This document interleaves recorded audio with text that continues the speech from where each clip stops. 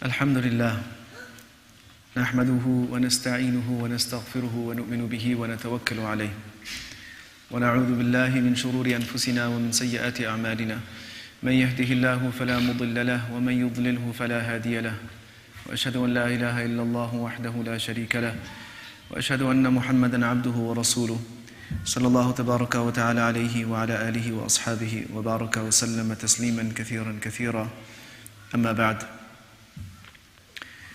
Today we commence Surah Al-Baqarah, and this is the longest surah in the Quran.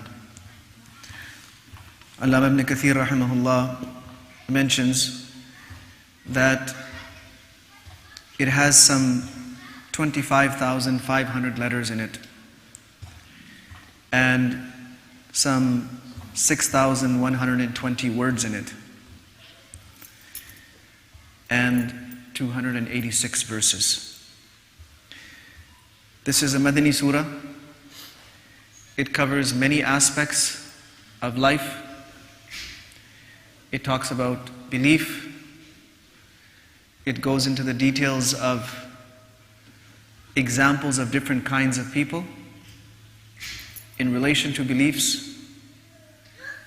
Goes back to the origin of mankind, the story of Adam alayhi salam, and it goes into some accounts of Bani Israel, specifically the nation of Musa alayhi salam.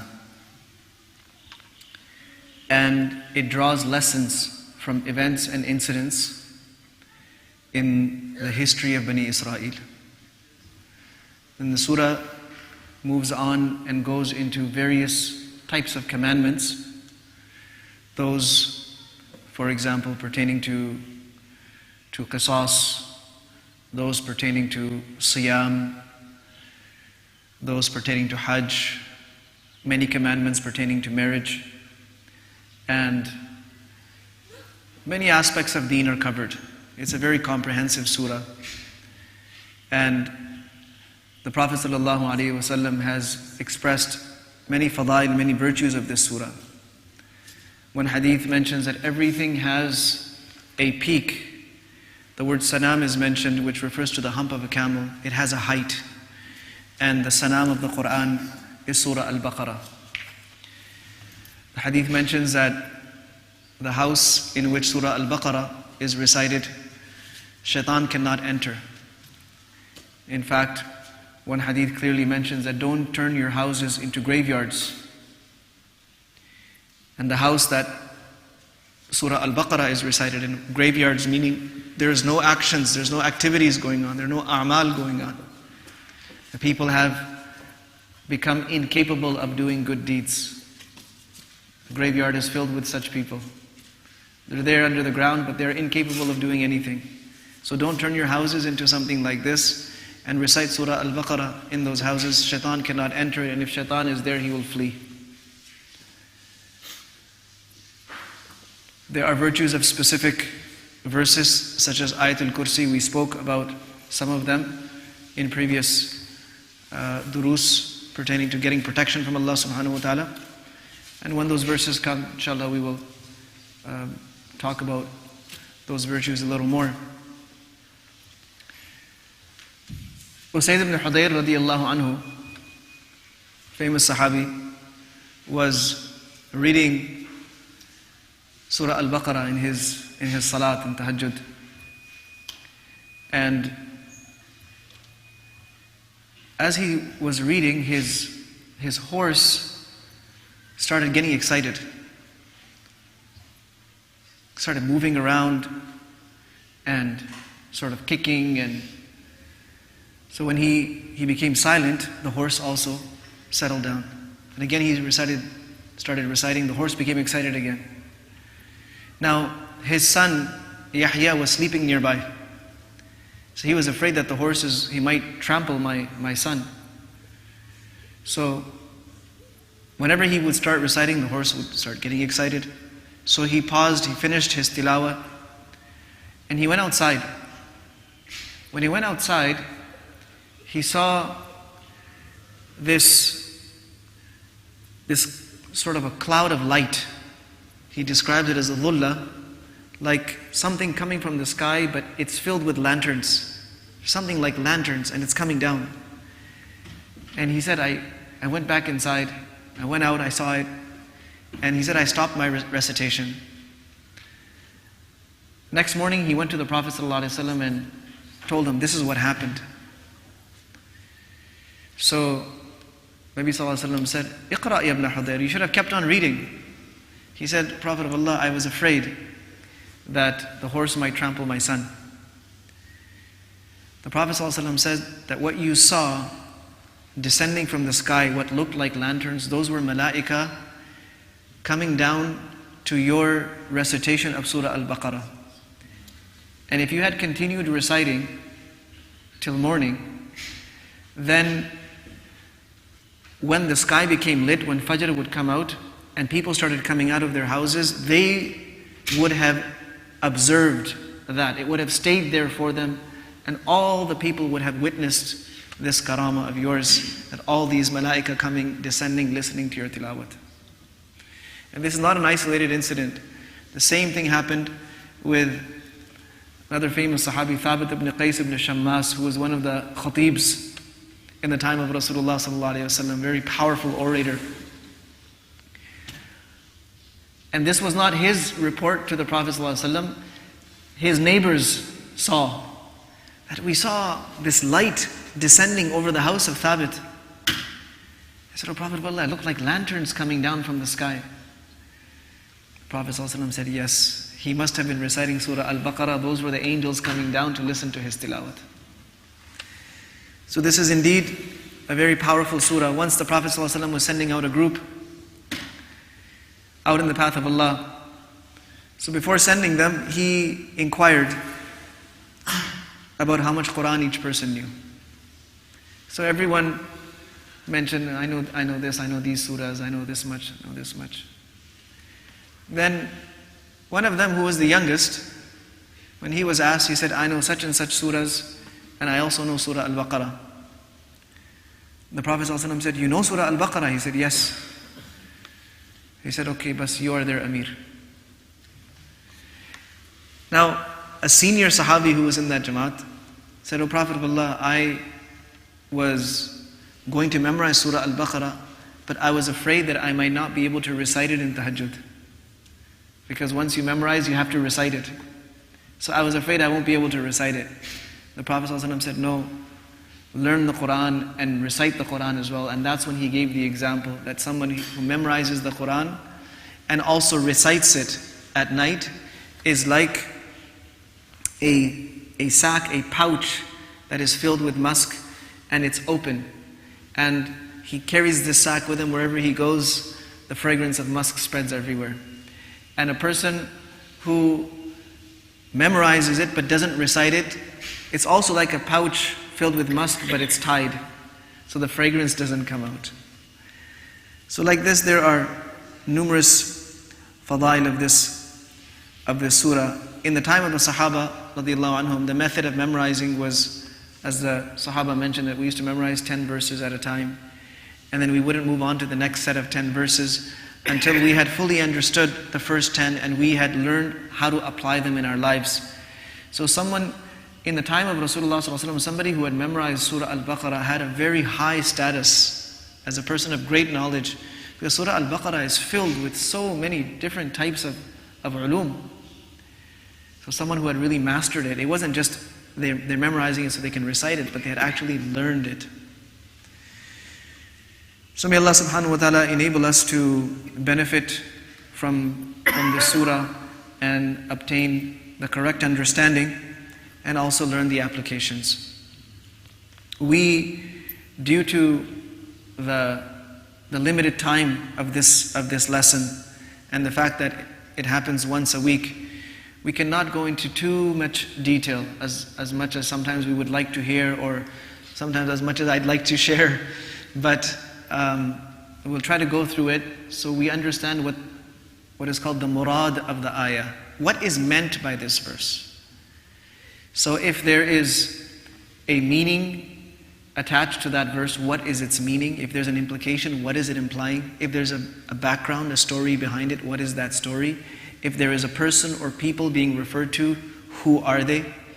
And if there are commandments and injunctions, what are the details of those commandments and injunctions? And if there are examples being given, then what do those examples actually represent? So we will try to keep it to this, and we, with the tawfiq of Allah subhanahu wa ta'ala, will continue moving through this surah at that pace.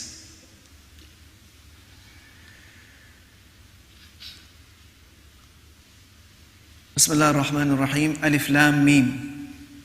The surah begins with Alif Lam Mim with 3 letters. These are called the huruf muqatta'at, or in English, the disjointed letters. In other words, they're letters, but they're not forming a word. They're grouped together as well, but they're not forming a word. What is the purpose of these huruf? Regarding this, there are various positions amongst the mufassirin, the classical ones as well as the contemporary ones. While there is a general agreement that the true meaning is known only to Allah subhanahu wa ta'ala. There's a general agreement that the true meaning is known only to Allah subhanahu wa ta'ala. Some mufassirin have said that Nabi sallallahu alayhi wasallam also knew, but he was not instructed to explain it to us. This is from the asrar of the Quran. It's from those secrets of the Quran.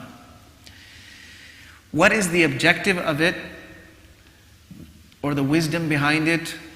Of course, this is left to speculation. It has not come, Allah subhanahu wa ta'ala has not mentioned it to us. Nabi sallallahu alayhi wasallam has not mentioned it to us. So there is no solid evidence behind any of the conjectures that have been formed. However, what some mufassirin have mentioned is that these huruf are there to challenge the Arabs. That, look, these are the same letters that you know when you speak, you use. Can you take those same letters that are known to you and come up with something like this book? Can you put them together in that way?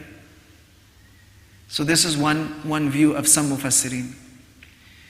Other view is that some of them are names.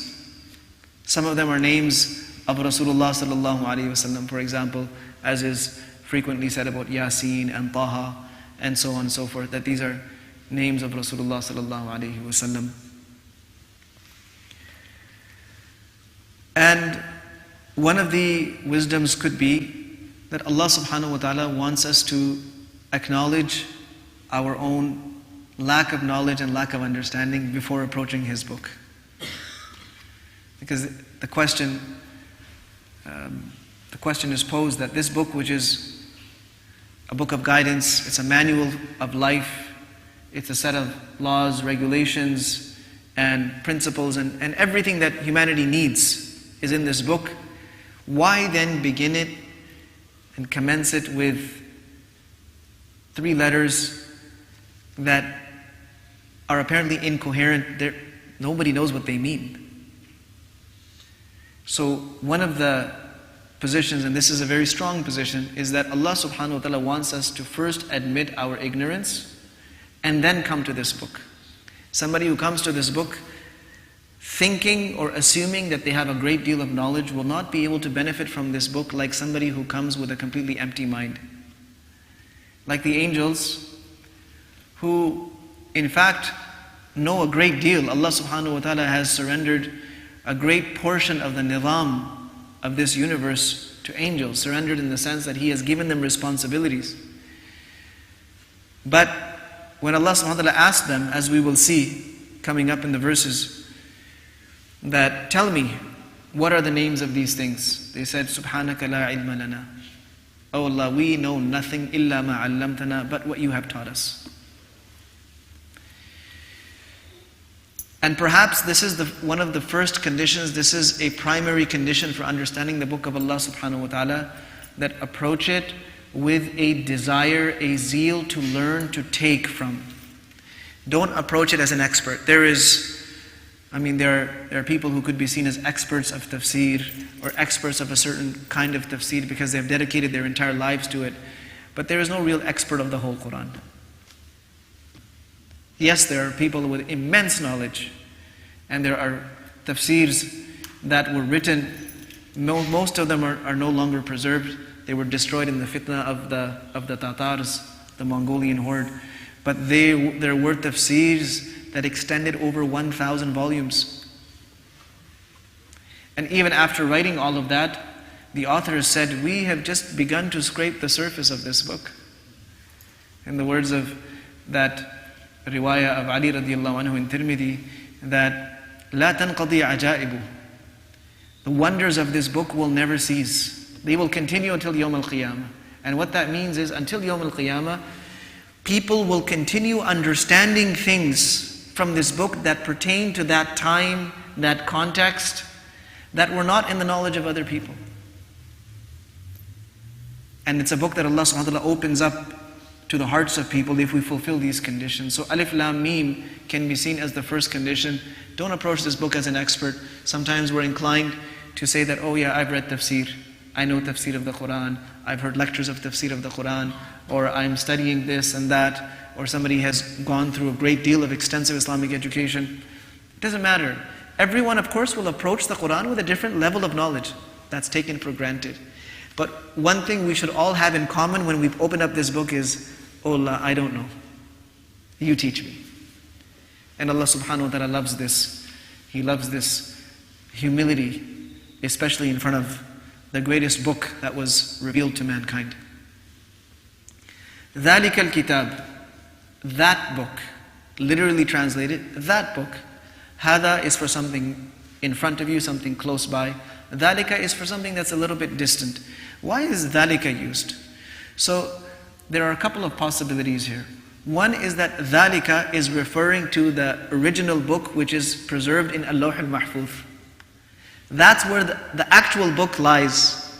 It's in Al-Lawh al-Mahfuz. From there it was descended to Nabi sallallahu alayhi wasallam. So the original book is there. So ذَلِكَ الْكِتَابِ لَا رَيْبَ. That book, it's in the heavens. It's preserved meticulously. That book. And the other tafsir that's given is that ذَلِكَ here, ba'id, is used for ta'zeem. Like when you're referring to something really great, we say, oh, that man, that building, that company, you're glorifying it, you're increasing its importance. So that book, even though the reader has the book in front of him or her, that book. What about it? La rayba fi. There is no doubt in it. So, rayb is when there is a slight doubt. A slight doubt. There are different levels of certainty and there are levels of uncertainty. So rayb is where uncertainty begins. When it progresses, it becomes shak. And shak is when both possibilities are more or less even in your mind. Istiwa'u tarafayn. Could be, maybe it isn't. That could be true, maybe it isn't. This happened, but maybe it didn't. It's more or less even. And then that progresses further. So it begins with rayb. So rayb is the beginning point. Allah subhanahu wa ta'ala says there's no rayb in this book. He didn't say there's no shak. There's no rayb.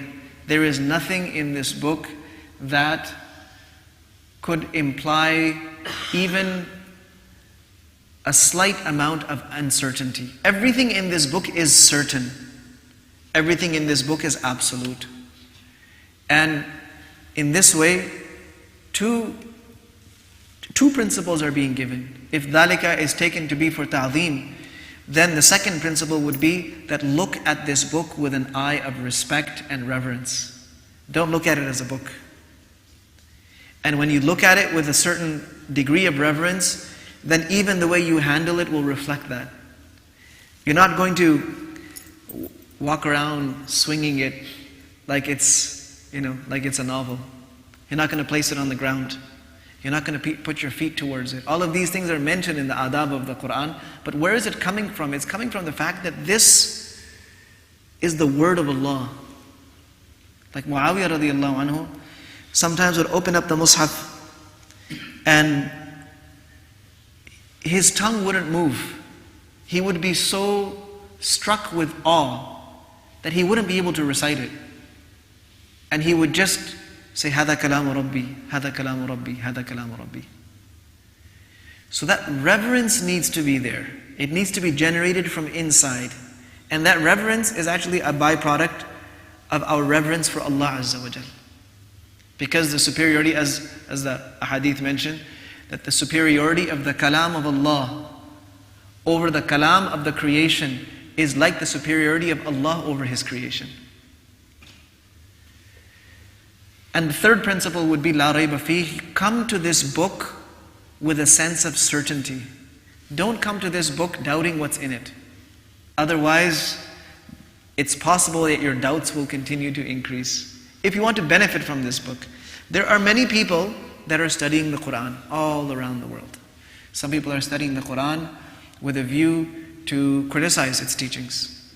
Some people are studying the Quran with a view to do some kind of an academic paper on some aspect of the Quran. They're not approaching it as the absolute word of Allah subhanahu wa ta'ala. They're approaching it as a religious text. We're studying it.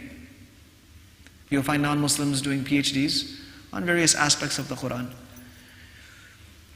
But even though the Quran is filled with all these ulum, the purpose is not information, to disseminate information that, to add to the information bank of mankind, that, now you know this as well. No. The objective is to guide mankind. So guidance, as is coming up right after this, is subject to seeking guidance.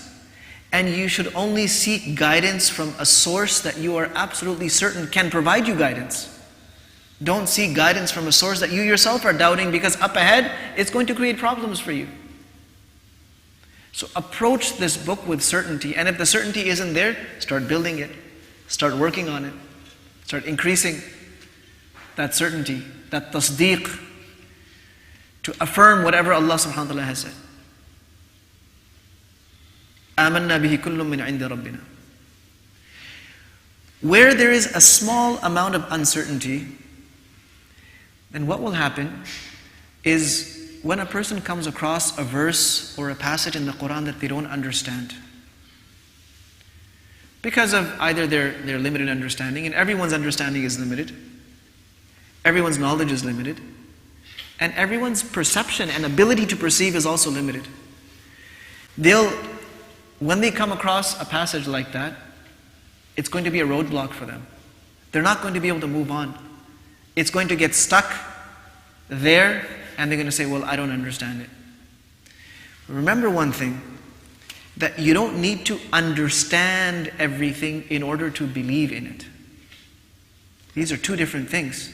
Understanding increases with time, with exposure, and with a learning process. Once a learning process is in place, understanding will continue to increase.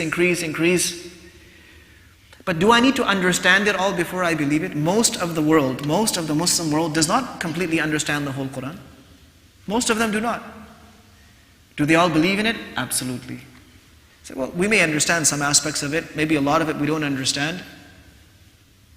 We believe in every single word, every single letter. It's haqq, it's from Allah subhanahu wa ta'ala. That's the place we need to be coming from. So my understanding will develop with time. But my understanding is not the gold standard for my beliefs. Because what is my understanding?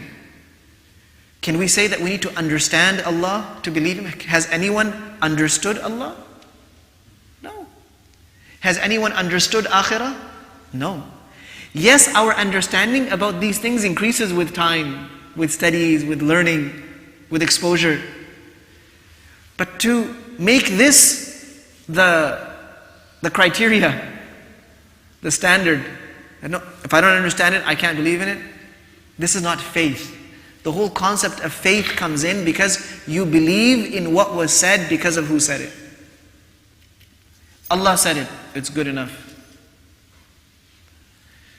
So ذَلِكَ الْكِتَابُ لَا رَيْبَ فِيهِ is another very important part of the scaffolding that is required to approach this book. And the next part is Hudan lil Muttaqeen. Hudan, it is a guidance. So here in this one word, Allah subhanahu wa ta'ala has summarized the objectives of the Quran. It's a book to guide. And that's what it does. It guides.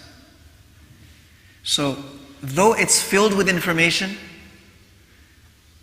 it's filled with stories of the past, it's filled with outcomes of what happens when people do certain things and what will happen to certain people. It's filled with all kinds of knowledge. There's no limit. But at the end, it's here to guide us. If we are taking everything from it, but we're not taking guidance from it, then we're not using this book for what it was revealed. We're using it for something else. Let me give you an example. One great scholar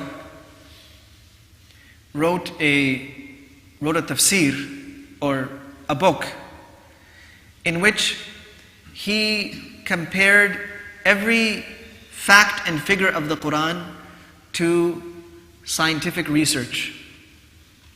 And he did that through the whole Quran, explaining the scientific phenomena behind the signs of Allah and the wonders of Allah that are mentioned in the Quran, the systems that are mentioned in the Quran. That's great information. But that book was not about taking guidance from the Quran. It was about comparing. It was a constant comparison between Quran and science, Quran and science, Quran. And the whole thing was, so when he presented it to one of the shuyukh, he said, look, the information in this book is amazing. But is that what the Quran was revealed for? And is that how it was taught by Nabi sallallahu alayhi wasallam to his people, to the ummah? Yes, you've made these comparisons. You've brought a scientific rationale for every fact and figure in the Quran. That's wonderful. But there's no lessons being drawn here. So the first thing is that it is hudan, it is to guide us. And guiding us means a few things. It means to take us from where we are to where Allah subhanahu wa ta'ala wants us to be. So we need to understand first what guidance is. Guidance isn't that I need answers in my life and I'm looking for answers that make sense to me and answers that appeal to me. That's not guidance. Guidance is that I end up where Allah subhanahu wa ta'ala wants me to be. At any given moment, in my journey of life, cumulatively, in my decisions, in my approach, in my behavior, in my beliefs, I am going where Allah subhanahu wa ta'ala wants me to be. This is guidance. The example of a map or the example of a GPS, it's very clear that there is a destination that you put in and then the GPS will help you get there. But if you don't agree with the destination, or your destination keeps changing, then no GPS is going to help you. The GPS will take you in a direction. So you put in a certain set of coordinates, and then as you're going, like, no, I don't want to go there anymore. I feel like going over there. Okay. So it's guidance, and guidance is going where Allah subhanahu wa ta'ala wants us to be, being what Allah subhanahu wa ta'ala has created us to be, and living the way Allah subhanahu wa ta'ala wants us to live. This is guidance. This is underscored by the fact that when we do that, we are successful. That is success. And with it comes success in this life and success in the next life. It's all linked to that guidance. So if our ultimate goal is success, as defined by Allah, as defined by Islam, if our ultimate goal is success, then this is the book that will guide us how to get there, no matter where we are in life right now. That's the power of this book. No matter where we are in that journey, where we are on that map, even if we're not on the map yet, this Quran will take us there. It's that powerful. Irrespective of our background, irrespective of of any given elements, if we fulfill the conditions that the Quran is laying down to take from it, it will take us. Now, what are some of those conditions we've mentioned? And there are a few more. Allah subhanahu wa ta'ala says, لِلْمُتَّقِينَ. It is a guidance for people of taqwa. So now we need to understand what people of taqwa are. Because everyone may have a certain profile of what a person of taqwa is like. And that profile that's created in our mind, it could be from observing certain people in our lives, experiences, could be what we've read, it could be what we've been taught. So everyone has in their mind an image, a profile of what a pious person, a person of taqwa is supposed to look like and act like. Taqwa, its root is waw qaf ya. Wiqaya, waqa yaqi wiqayatan, it means to save and to protect yourself. Or to protect someone else. It means to save, to protect. Now, when it is taken into the form ifti'al, which is one of the verb forms, it becomes ittaqa. And the fa'il becomes muttaqi. A muttaqi is now literally someone who is saving and protecting themselves. Saving and protecting themselves. Okay, what are they protecting themselves from? So this is a person who is protecting themselves from the displeasure of Allah. That's a muttaqi. A person who is saving themselves, protecting themselves from the displeasure of Allah. And this is now of various levels. There are many levels of the muttaqeen. وَلِكُلٍّ دَرَجَاتٌ مِمَّا عَمِلُوا. Everyone will have a status based on their deeds. But there are three general levels of taqwa.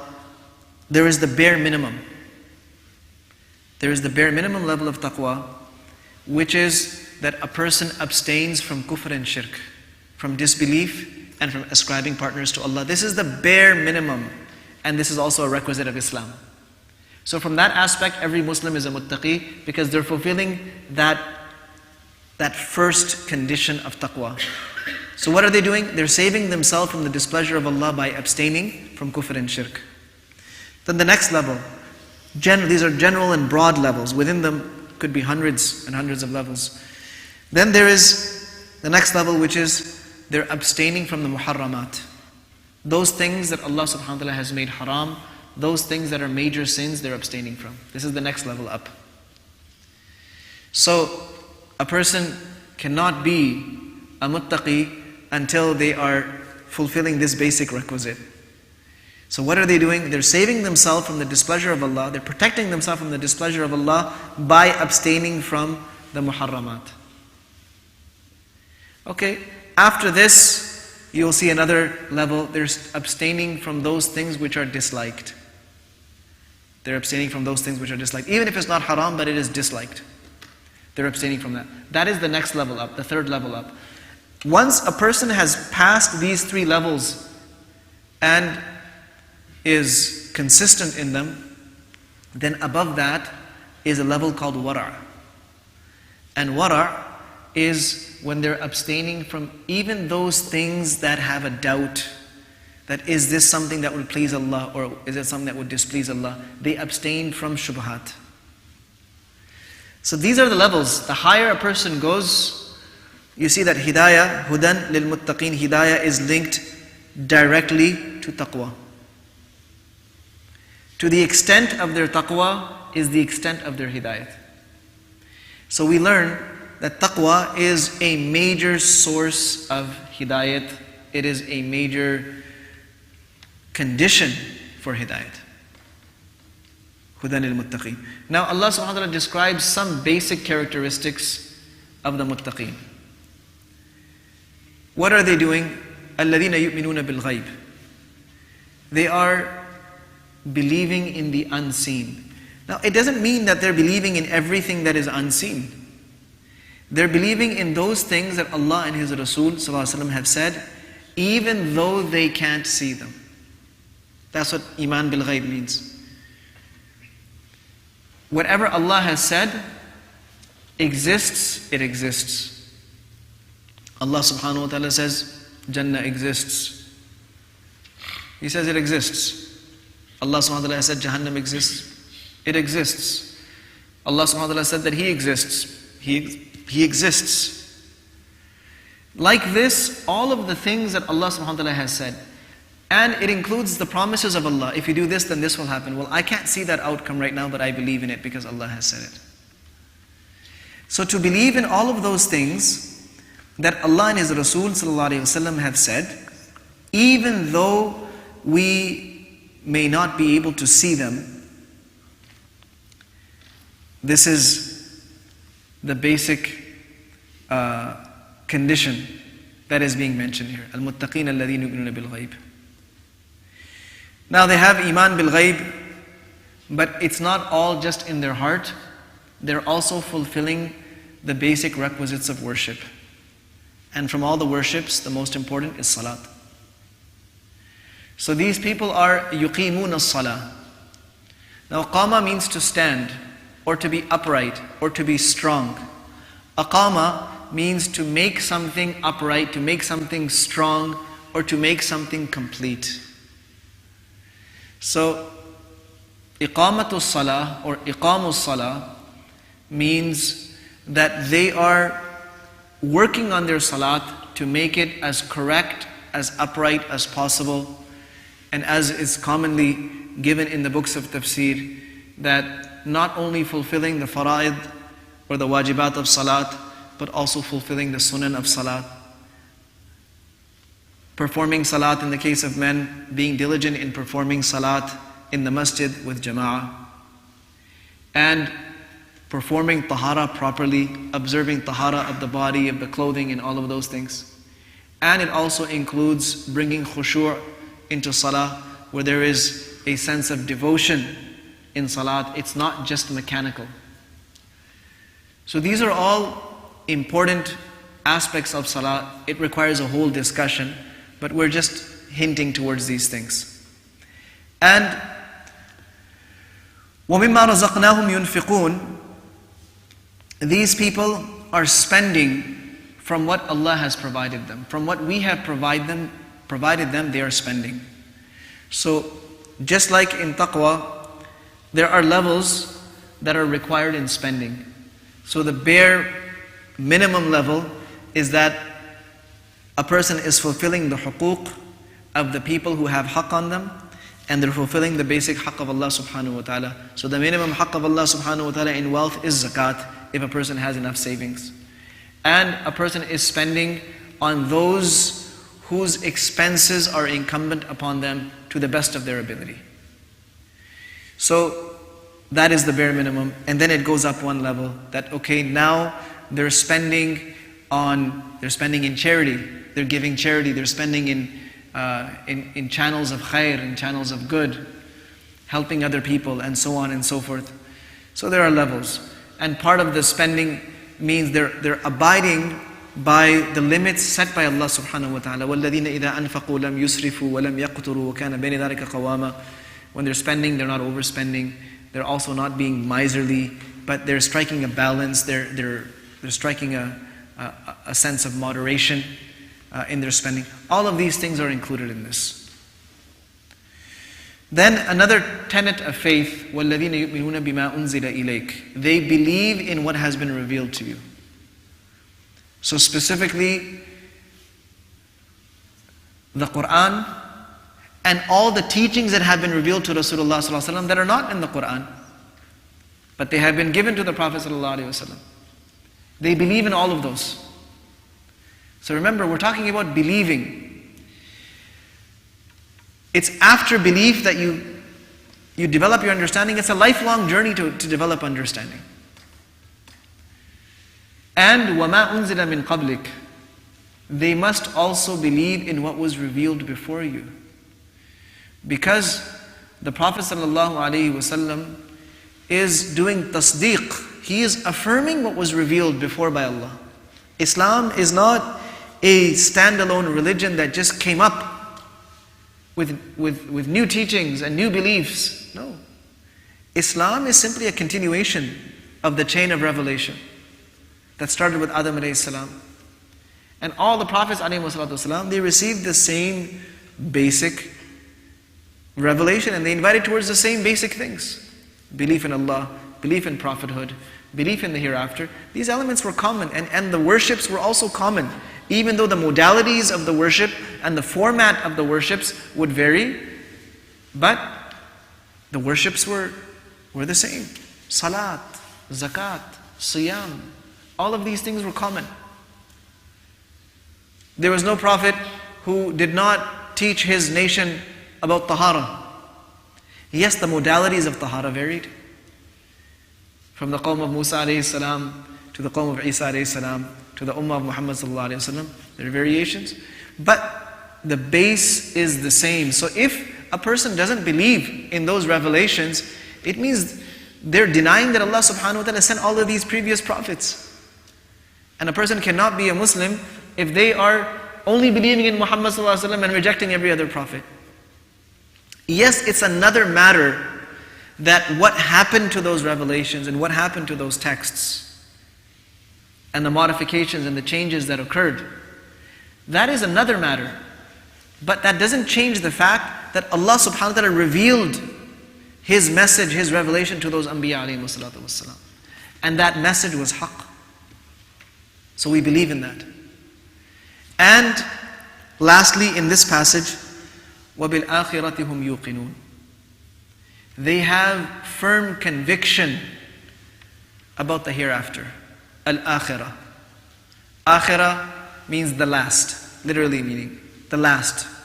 Meaning the last phase of our existence. This is al-ula. We are in al-ula. This is the first phase of our worldly existence, our physical existence, and that is the last phase, which never ends. So they have yaqeen in it. And that yaqeen, look, for the previous things, iman is mentioned. And here yaqeen is mentioned. Why? Because akhirah it seems very, very distant from us. It has been curtained and veiled from our eyesight. And it is, because it is veiled in this way, it's one of the more difficult things to grasp. But Allah subhanahu wa ta'ala wants us to have yaqeen in it, because yaqeen of the outcomes is what drives people to action. A person is certain of their paycheck, so they act a certain way for the month or for the fortnight. A person is certain of a certain outcome, it makes them act in a certain way. If a person is not certain of the outcome, then their activities are also uncertain. They're unpredictable. So if we believe in the outcome, then our actions will fall into place. And to the extent that we believe in it, our actions will line right up. And to the extent that there is a weakness in conviction about the outcome, then there's going to be weakness and flimsiness in the acts leading up to the outcome. So about these people, Allah subhanahu wa ta'ala says, أُولَٰئِكَ عَلَىٰ هُدًى مِّن رَبِّهِمْ. These people are on guidance, meaning they are now on the path of guidance, on the light of guidance from their Lord, directly coming from Allah subhanahu wa ta'ala. وَأُولَٰئِكَ هُمُ الْمُفْلِحُونَ. These people, humul muflihun. It doesn't say وَأُولَٰئِكَ مُفْلِحُونَ. وَأُولَٰئِكَ humul muflihun. There are numerous what we call emphasis in this one phrase. Ulaika, they, hum, indeed they are. So this is bringing exclusivity. And al-muflihun is bringing more exclusivity. They are the only ones that will be successful. Ulaika humul muflihun. So we talked about guidance, and I said that guidance is to aim for success as defined by Allah subhanahu wa ta'ala. This is the book that does that for us. So we'll leave it to this much for today. May Allah Azza wa Jal give us the understanding and indeed open up the guidance through this book, and open up our hearts and our minds to understand this book and take from the hidayah that Allah Azza wa Jal has put in it. Wa sallallahu wa sallam wa baraka ala nabiyyina Muhammad وعلى آله وأصحابه أجمعين وآخر دعوانا